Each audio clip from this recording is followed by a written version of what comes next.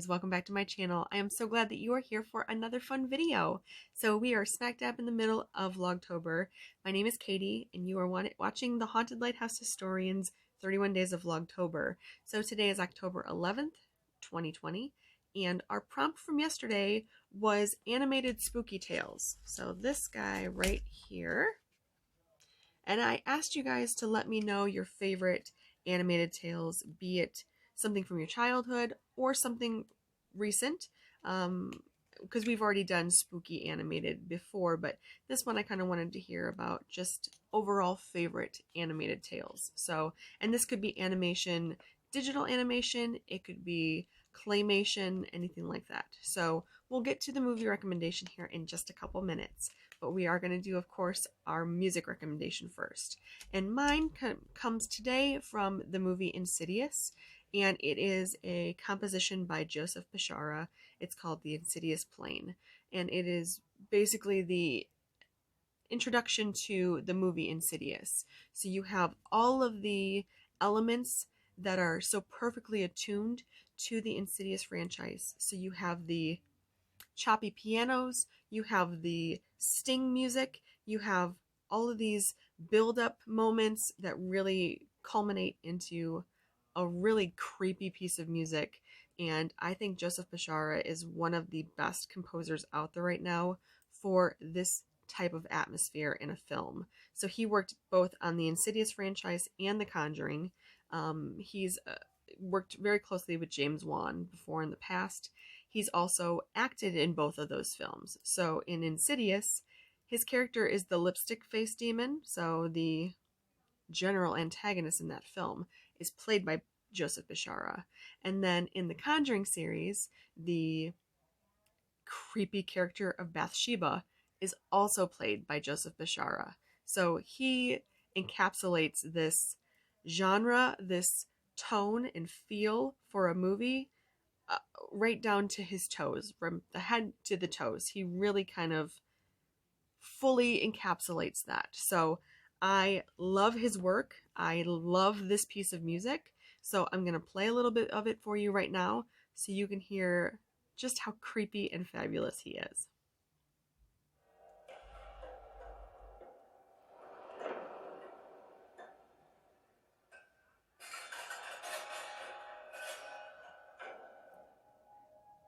If you've seen this film, you know just how well this matches with the overall theme of Insidious. And the tones and the weird, just overall creepy feel of this music is my favorite. You know, and then you couple this with the creepy tune Tiptoe Through the Tulips, and you really have a recipe for a fabulous film score. But it just overall has that lower timbre of anxiety, I guess is the best way I can explain it. You're just waiting for something else to happen at all times when you listen to his music. And this really kind of hits you right out of the gate. I think it's the first song on the album, first real introduction to the film Insidious, and I just absolutely love it. That violin is so it's the overall arch of the movie. So I'm gonna stop this so you can look into it and hear the rest of it at another time, but I absolutely love it because, like I said, it is very moody and atmospheric and creepy, and that is that movie. I mean, that whole running theme of Insidious is just a general state of unrest. You don't exactly know what's going on, and the whole time that underlying theme of creepy music is just there, and it kind of punches you in the gut, and I love it so much. So the Insidious motion picture soundtracks are on Spotify, and I'm sure that they are on Apple Music. You can look up Joseph Bishara on YouTube. Look up his acting credits too. I mean, he is a very talented gentleman. So that is my choice for today. It's the Insidious Plane from the motion picture soundtrack for Insidious by Joseph Bashara. So definitely check that out. So let's move along to my book recommendation today. And this is an old book. I am sure they've probably come out with some new editions of this, but I got this back in high school. So I don't have an updated version, but like I said, usually something like this has probably got a updated, second or third edition by now. But this is called the Everything Ghost book. And these were really popular back in the the late 90s, early 2000s, where it was like the everything, learning to crochet book, or, playing tennis, or they just kind of had an everything book for anything and everything. And so when I found the ghost book, I was like, well, of course I have to have that. And it is just a really great, fun read. So this is by Jason Rich. And I think that this was published back in 2000 or 2001. Let's see, this was 2001. Yep, from Adams Media Corporation. So really this goes through the full gambit of so you want to know about ghosts. And they go over different ideas of what, a ghost is. They go through different ghost hunting techniques. They talk about ghost organizations in every state. So if you are looking to maybe join a paranormal team, who you could contact in your state. And like I said, since this is from 2001, I'm sure that the information, like the websites in here, are probably not too accurate anymore. But I really just love that it kind of goes over the basics, starting right out of the gate, learning about what EVPs are, and then talking about the equipments that ghost hunters use, popular haunted locations to check out, and then it really delves deeper into ghost hunting and the act and art of paranormal investigating. It talks about real life ghost stories, some that have been adapted from, like Hamlet by Shakespeare is really a ghost tale, and talking about different other elements to ghost hunting, bringing in psychic mediums and things like that. So it's a fun book. It's a quick read. There's great little, pictures that go along with everything that they talk about. But I really enjoy this book just for what it is. And if you just want to have a quick, fun read and learn everything you need to know about ghosts, you can definitely pick up the Everything Ghost book. So I would double check Amazon and see if they have maybe a new edition, like I said, but I think that this one's still fabulous, even if all the information isn't completely accurate for websites and things like that. It's still a great read. So highly recommend this for your next purchase on Amazon. So let's go into my movie recommendations for today. And so my animated picks are, I picked two today. One, I think I've talked actually about both of these already in just passing, but the first one I want to talk about is the 1949 Legend of Sleepy Hollow that Bing Crosby basically narrates. He does, the voiceover for Ichabod Crane and for Brom Bones. He's basically it for this film, but the animation and, of course, Washington Irving's story is it's so perfectly put to music, to life. I mean, it really has a life of its own in these films. And I really, really love Disney back in these days because they still kind of had a tinge of darkness to the things that they posted. I mean, Fantasia has a lot of moody, eerie elements to it, So I think that you're really going to see a adaptation of the story that anybody can kind of relate to, and I think anybody would really enjoy it as well. So if you've not seen this edition of The Legend of Sleepy Hollow, it is available on Disney Plus for free streaming. You can buy the movie by itself, because I talked about it previously when we had the song, the Headless Horseman, by Bing Crosby. So they do have the movie available just for solo purchase, or you could get The Wind in the Willows, and it's kind of dubbed Ichabod and Mr. Toad, so it came as a dual pack. and I think that's available on Amazon, or like I said, if you want to just straight buy The Legend of Sleepy Hollow, that is available too.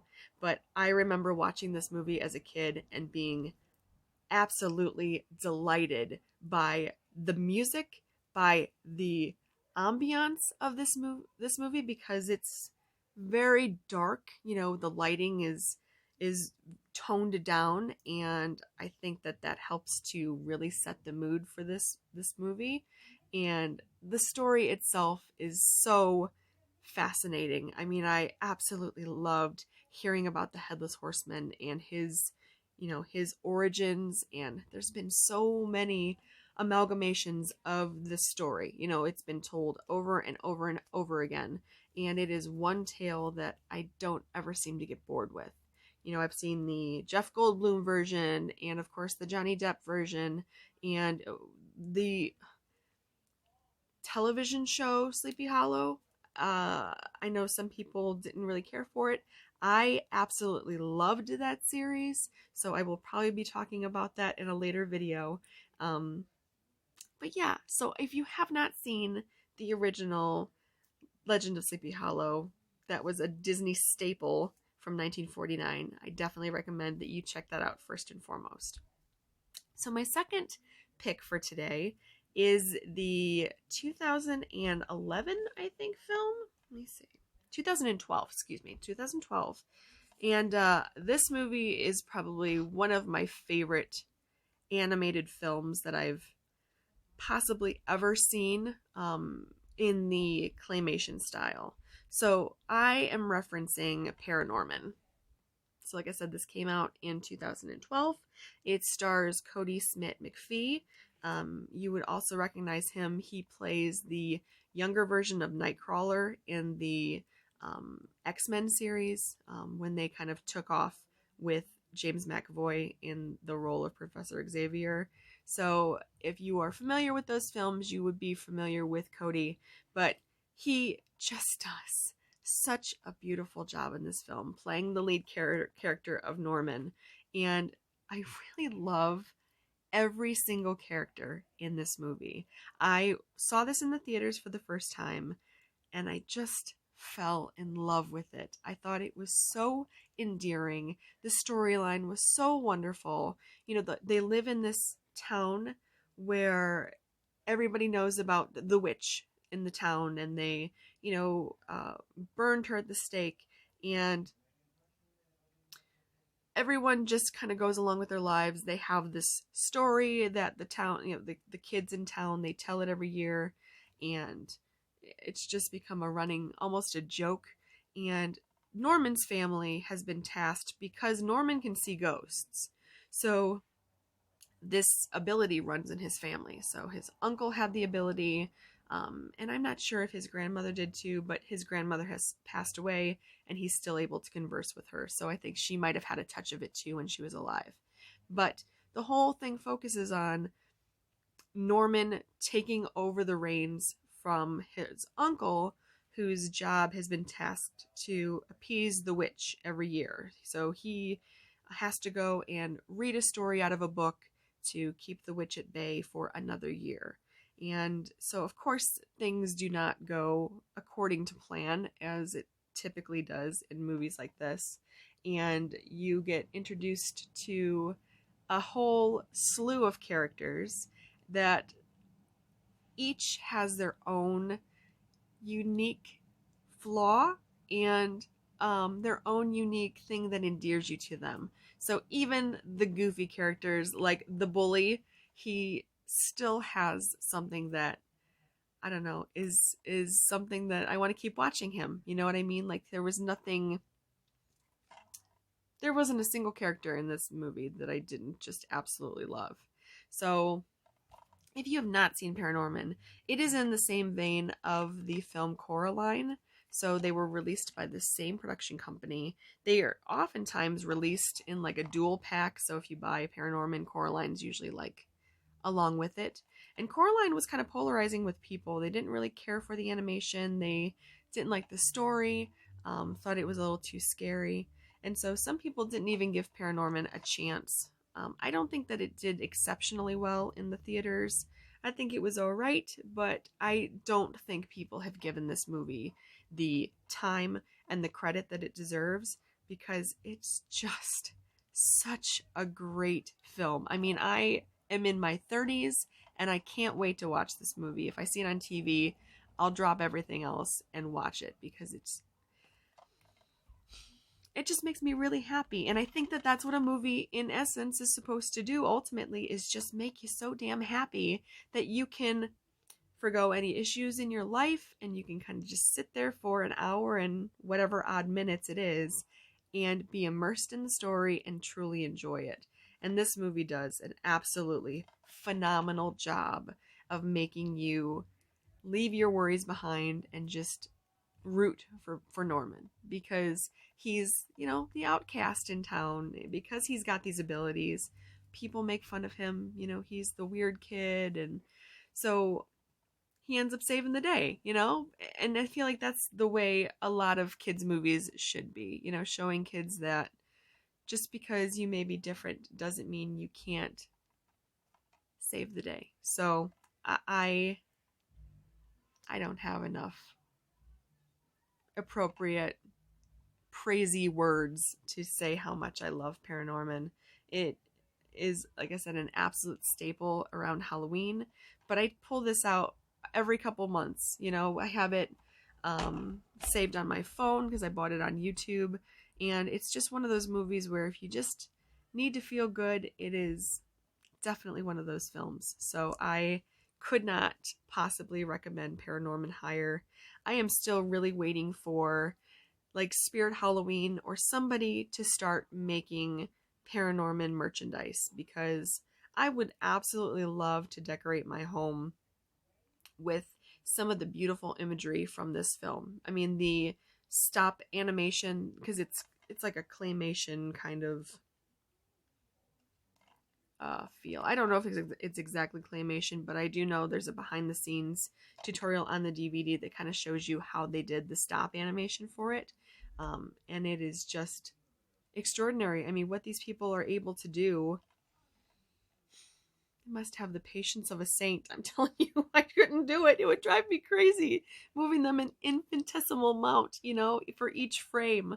So I don't know. I love this movie. I love the characters. You know, you have ghosts, you have zombies, and you have a really, really wonderful witch that, of course, is misunderstood, as all witches seem to be.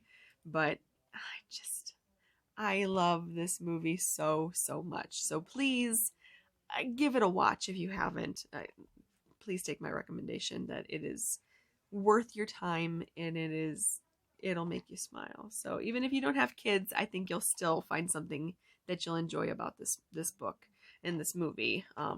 This book, it is from a book. There is a book based off of this, and there's an audiobook available on audible.com. So if you're looking for that route, you can check it out that way too. But definitely see the movie. It's wonderful. So let's go ahead and move on to my television recommendation for today.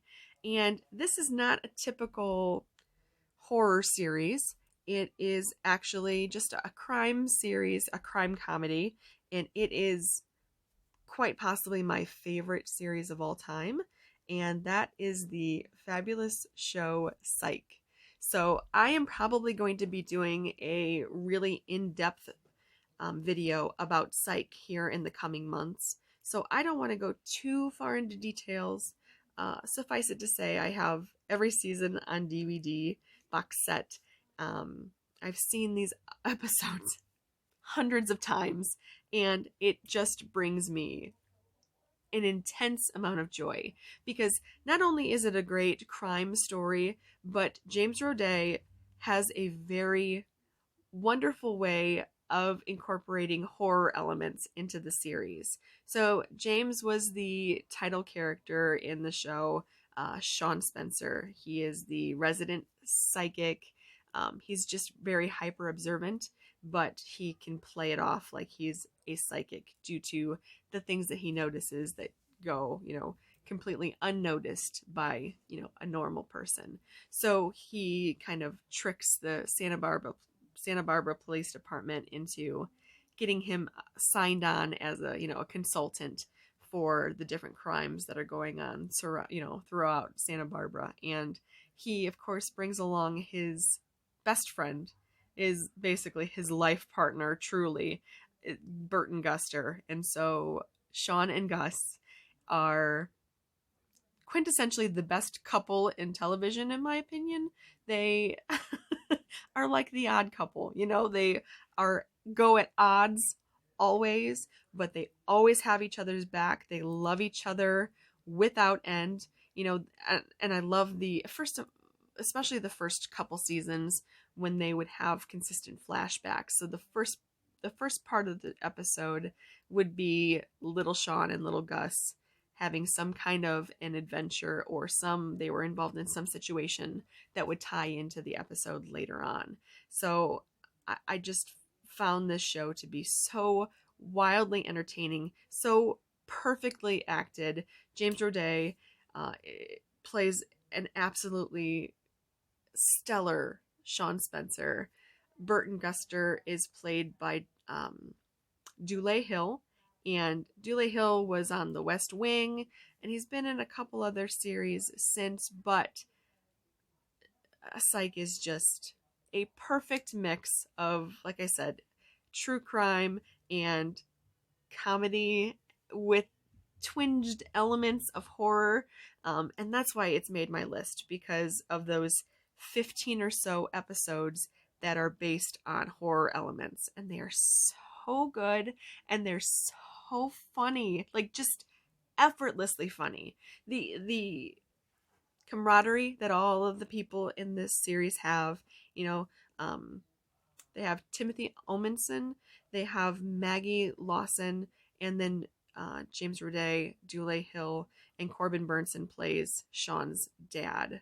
And I'm telling you, it's just such a perfect collection of people. I don't know if I've ever seen another show that perfectly cast their characters so that they look like they've been friends forever. I mean, Sean and Gus, you completely believe that these guys have been through everything together, that they love each other, but they also can't stand each other sometimes.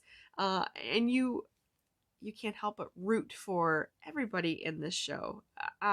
Even, Timothy's character is the police chief in the area. He's the lead detective, Carlton Lassiter, and he's just such a dry character, especially those first couple seasons. But as the series goes on, you can't help but fall under Carlton's spell, because it feels like he wants to push everybody away, but I think in so doing he becomes more endearing to you as a viewer. So I I don't even know where to begin. I mean, the first season in related to horror element episodes gave us Scary Sherry, Bianca's Toast, and it is probably by far my favorite episode of any television show that I've ever seen, because it is just, it's perfectly acted.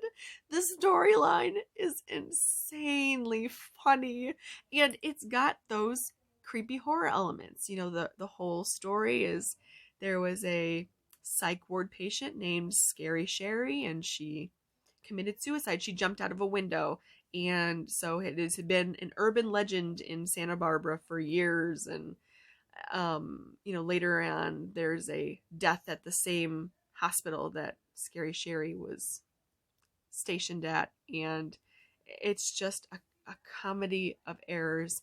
There's so many things that happen in this episode, so many characters that play off of each other perfectly. There's a fun element with Maggie Lawson's character, who plays Juliet O'Hara. She's, the partner of Carlton Lassiter. And so she has to go undercover as a sorority girl. And it's so funny the way she's able to switch that on and become this bubbly, you know, a fraternity sorority girl. It's commendable. Maggie did such a wonderful job in that role. But in past that episode, I mean, they did episodes focusing around. There was one Shaun and Gus of the Dead. There was the Ghosts episode. There was Tuesday the 17th, which was a beautiful homage to the Friday the 13th franchise. There was The Devil's in the Details and the Upstairs Bedroom, which was akin to The Exorcist. There was Let's Get Hairy, which had elements of, werewolves in it, and Mr. Yin Presents, which was basically a beautiful collection of all of Alfred Hitchcock's films incorporated into that episode. There was 100 Clues, which basically took the story of the movie Clue, brought some of those actual actors into the episode, and just made it so effortlessly funny and hilarious. I mean, it's just so hilarious. I don't know. I think it deserves this spot because you just never know when these episodes are going to come up, and all of a sudden they hit you with another horror themed episode, and it's exactly what you need, and it's so perfectly done. Like I said, I'm probably going to be doing a much deeper dive into Psych, going over the character arches, the situations that the characters get themselves involved in later down the road. But suffice it to say that Psych is, yeah, it's one of my favorite shows, if not my favorite show of all time. And it definitely deserves a view from you, if nothing else. But there are so many perfectly done, like I said, horror themed episodes. Ones where Lassie thinks that he's going crazy, and it's kind of an akin to The Shining. There's one called Lassie Jerky where they go out into the wilderness and they think, there's a Sasquatch or some kind of a monster coming after them. It was perfectly done. I have no bad things to say about Psych, and those beautiful, wonderful people keep appeasing the fans. We've now had 2 full-length movies that have been released after the cancellation of the show, and it seems that the cast loves each other so much that they will just continue to put out these movies because not only do the fans love it, but they love it as well. So if you haven't jumped on the Psych bandwagon, I implore you to give it a chance because I think you will just be enchanted by everything going on with that show. The first season, they filmed that back in the early 2000s. So give it a little bit of grace if you're watching it now because there are some dated elements to it, but overall it is a beautiful season. There were, I think, 8 seasons total for Psych, plus there was a musical episode. Like I said, I will dive a little bit farther into the series at a later date, and then of course the 2 movies that have been graciously given to us over the last couple years. The most recent one was available on the Peacock app when it launched back in July. So we are spoiled, and I am humbled and very happy that James Roday, Dule Hill, Maggie Lawson, Corbin Burnson, Timothy Omenson, they all love these characters, and they love the fans so much that they want to be able to keep giving to us. So, like I said, if you love a crime drama, you love a comedy, you love little twinges of horror. I mean, there's an episode where they witness a murder in a haunted house at a carnival. It's so good. I just there's not enough loving words in the English language for me to describe how much that show means to me and how much I absolutely adore it. So do yourself a favor and watch Psych. It has a special place in my heart because I started watching that series with my mother, and we have watched every single incarnation of that show. I think that we still haven't had a chance to watch the latest movie together because of COVID-19 and stuff. So that's been a weird hiccup in our in our lovely history with Psych, but I'm sure once things kind of cool off a bit, we'll be able to remedy that. But it always makes me think of my mom when I watch, an episode of Psych. So that's another beautiful quality that I get to endear the series to. So definitely check out this show. I don't think you're going to be disappointed at all. Every season, some shows, they kind of had like ebbs and flows. Is that the phrase? Ebbs and flows? Whatever. They get their highs and their lows that happen in the series. And sometimes, one season's better than the other, but I really don't think that Psych came out with a single bad season. There were some storylines where it felt like they needed to get some resolution to it, so it felt like it carried on for a while, but everything always concluded, I think, in a way that made the fans happy. I think they were always mindful of keeping the fans at the forefront and making sure that they were going to really, really enjoy what was coming up next. So definitely recommend you watch Psych. So that is going to do it for today's recommendations. But let's go ahead and pull off the old board for tomorrow and see what we've got going. So for my prompt for tomorrow, I want to hear about holiday horror. So your favorite movies having to do around a holiday that's not Halloween. So I don't want to hear about any holiday horror, that's from any time in October. I want to hear about a Christmas movie, a Valentine's Day movie, an April Fool's Day movie. They're all there, guys. I know you know them. So let me know your favorites, and we will discuss holiday horror tomorrow. I love you guys. I appreciate you. Please like and subscribe if you enjoy listening to me prattle on and on about the things that I love so much. And I will talk to you in the next Vlogtober episode. Love you guys.